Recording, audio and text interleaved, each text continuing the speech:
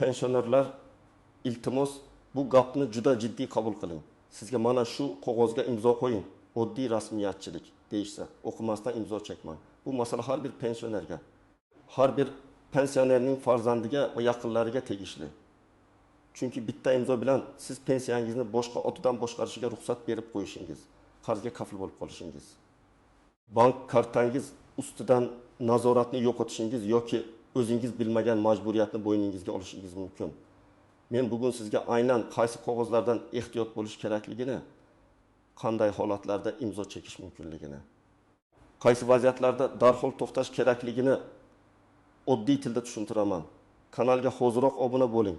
Videoga like bosing. Chunki bu ma'lumotni qancha ko'p pensioner eshitsa, shuncha ko'p odam o'z pulini va huquqini himoya qiladi. Oldin ko'p masalalar og'zaki hal bo'lardi. Pensioner pensiyasini pochta orqali olardi. Mahalladagi odamlar bir-birini tanirdi. Bank kartasi hamma joyda majburiy emas edi. Agar biror hujjat kerak bo'lsa, odamlar odatda pensiya bo'limiga, bankka yoki notariusga borib, savol berib, keyin imzo qo'yardi. Albatta oldin ham firibgarlik bo'lgan, lekin hozir vaziyat o'zgargan. Hozir pensiya ko'pincha bank kartasiga tushadi. Elektron arizalar, masofaviy xizmatlar, telefon orqali tasdiqlashlar, kredit ilovalar, ishonchnomalar, plastik karta va SMS kodlar orqali pul harakati ko'paygan. Mana shu o'zgarishlar pensionerlarga qulaylik ham berdi. Xavf ham keltirdi. Qulayligi shuki, pulni bankomatdan olish mumkin, navbat kamroq, ayrim xizmatlar tezroq bajariladi. Xavfi shuki, hujjat matnini tushunmasdan imzo qo'ygan odam nimaga rozi bo'lganini keyin bilmay qolishi mumkin. Masalan, kimdir sizga pensionerlar uchun yordam puli chiqyapti, shuni olish uchun ariza deydi. Aslida esa u ariza emas, bank kartangizni boshqa hisobga bog'lash qarz shartnomasiga rozilik. Yoki sizning nomingizdan ish yuritish uchun ishonchnoma bo'lishi mumkin. Qog'ozning tepasida chiroyli so'zlar yozilishi mumkin.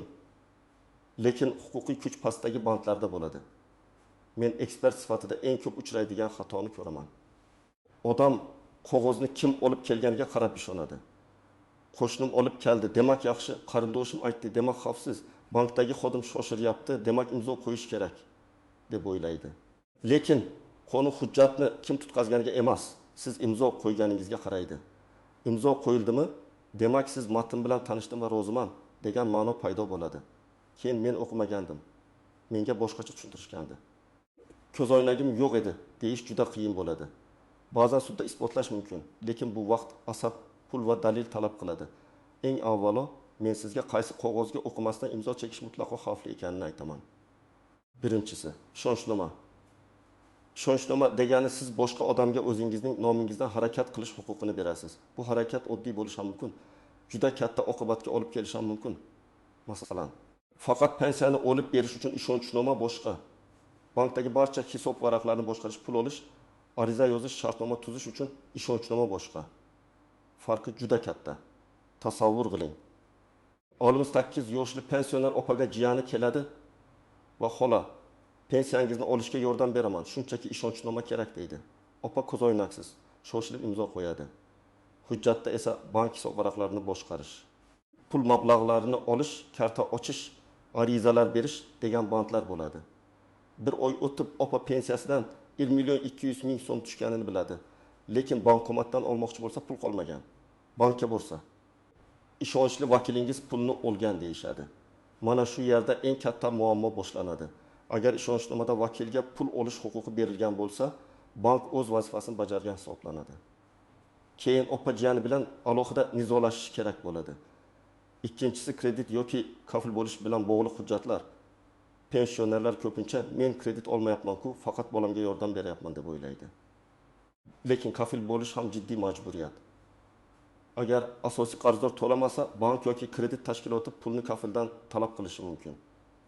Pensionerning doimiy daromadi bor, ya'ni pensiyasi bor. Shu sabab ayrim tashkilotlar pensionerni kafil sifatida ko'rishni xohlaydi. Siz faqat bitta imzo deb qo'ygan hujjat sababken har oy pensiyangizdan ushlab qolish xavfi paydo bo'lishi mumkin. Masalan, 2 yoshli ota o'g'lining 25 million so'mlik kreditiga kafil bo'ladi. O'g'li dastlab 3 oy to'laydi, keyin ishdan ayriladi. Bank qarzni talab qiladi. Ota, men pul olmaganman deydi. Lekin kafil sifatida imzo qo'ygan bo'lsa, bank siz javobgarsiz deydi. Natijada o'ta 2 million so'm pensiya olsa, ijro hujjatlari orqali ma'lum qismi ushlab qolinishi mumkin. Bu oilaviy yordam emas, huquqiy majburiyat. Shuning uchun kafil birgalikda qarzdor. Qarzni qaytarish majburiyati, to'lovga rozilik degan so'zlarni ko'rsangiz to'xtang. Uchinchisi, bo'sh qog'ozga imzo qo'yish. Men buni eng xavfli holatlardan biri deb bilaman. Hech qachon, hech qanday sabab bilan yuqorisi bo'sh. Matni to'liq yozilmagan, sana qo'yilmagan, summa ko'rsatilmagan qog'ozga imzo qo'ymang. Keyin to'ldiramiz. Hozir vaqt yo'q, siz faqat imzo qo'yib turing degan gaplar xavfli signal. Bo'sh qog'oz keyin ariza, tilxat. Qarz tan olish, da'vodan voz kechish yoki boshqa mazmundagi hujjatga aylanishi mumkin. Oddiy misol, pensioner ayol tanishiga 3 million so'm qarz beradi. Tanishi tilxat yozaman deydi, lekin aksincha. Ayolning o'zidan pulni oldim degan matn ostiga imzo oldirib qo'yadi yoki bo'sh qog'ozga imzo oldiradi. Keyin nizo chiqsa, qog'oz ayolning zarariga ishlatilishi mumkin. Shuning uchun har bir hujjatda matn to'liq bo'lishi, sana bo'lishi, summa, raqam va so'z bilan yozilishi, kim kimga nima berayotgani aniq ko'rsatilishi kerak.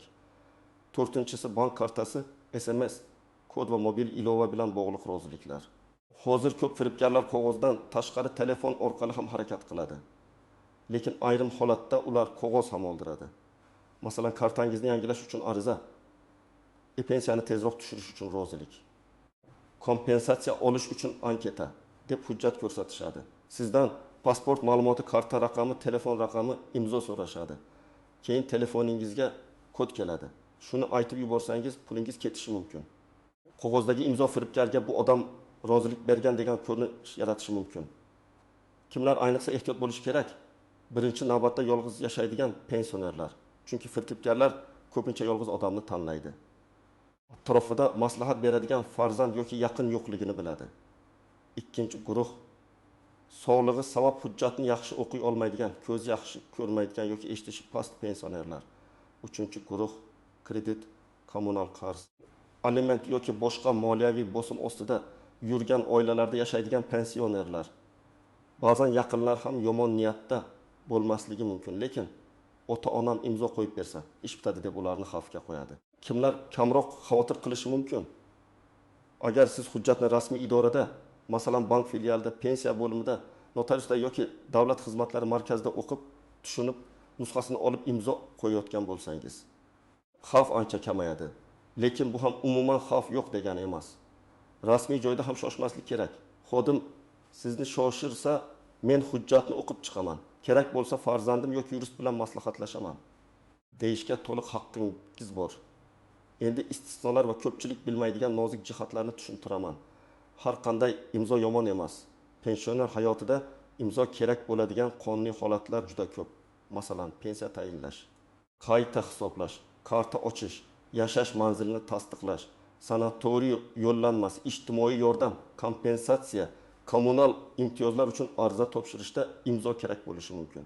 Muammo imzoning o'zida emas. Muammo hujjat mazmunini tushunmasdan, kimga qanday huquq berayotganingizni bilmasdan imzo qo'yishda. Birinchi nozik jihat, hujjat nomiga emas, mazmuniga qarang. Hujjatning tepasida ariza deb yozilishi mumkin. Lekin ichida men falon shaxsga barcha moliyaviy ishlarimni yuritishga vakolat beraman degan gap bo'lsa, bu oddiy ariza emas yoki anketa deyiladi. Lekin oxirida shaxsiy ma'lumotlarimni uchinchi shaxslarga berishga roziman deb yozilgan bo'ladi. Shaxsiy ma'lumotlar ham oddiy narsa emas. Pasport seriyasi, JSHIR, telefon raqami, karta ma'lumotlari, manzil. Pensiya miqdori noto'g'ri qo'lga tushsa, keyin sizning nomingizdan turli amallar qilinishga urinishlar bo'lishi mumkin. Ikkinchi nozik jihat, faqat nusxa degan gapga ehtiyot bo'ling. Pasport nusxasi, pensionerlik guvohnomasi nusxasi, karta rasmi, telefon raqami va imzo bir joyga yig'ilsa, bu juda kuchli ma'lumotlar to'plami bo'ladi. Albatta, rasmiy idoralar nusxa so'rashi mumkin. Lekin ko'chada uyga kelgan notanish odamga, telefon orqali tanishgan shaxsga yoki aksiya bor degan odamga bunday ma'lumotlarni bermang. Agar nusxa topshirsangiz, nusxaning ustiga faqat falon tashkilotga falon maqsad uchun berildi deb yozib qo'yish foydali. Masalan, faqat bank kartasini almashtirish uchun yoki faqat pensiya hujjatlari uchun. Bu yozuv nusxadan boshqa maqsadda foydalanishni qiyinlashtiradi. Uchinchi nozik jihat, imzo qo'yilgan hujjatning nusxasini oling. Ko'pchilik qog'oz ularda qoladi deb ketaveradi. keyin nimaga imzo qo'yganini eslay olmaydi. Men har doim aytaman. İmzo qo'ydingizmi? Albatta bir nusxasini so'rang. Agar nusxa berishmasa, telefoningiz bilan rasmga olishni so'rang.